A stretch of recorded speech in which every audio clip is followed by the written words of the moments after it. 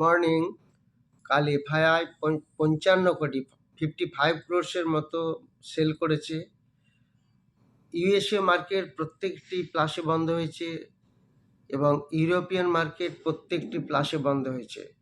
অর্থাৎ CAC, DAX, FTSE, NASDAQ, Dow Jones এবং S&P সবগুলি প্লাসে, কিন্তু এশিয়ান মার্কেট হ্যাংসেং, নিক্কি, এগুলি সাংহাই এগুলি একটু মাইনাসে বন্ধ আছে।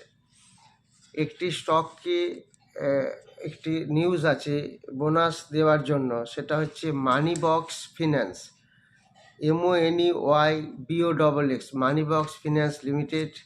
এটি বোনাস শেয়ারের একটু খবর আছে।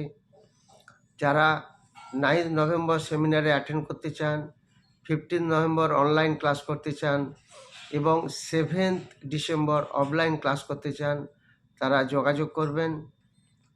9 নভেম্বর সেমিনার আছে। আর আজকে মার্কেট একটু ভোলেটাইল থাকবে, এটা খেয়াল রাখবেন।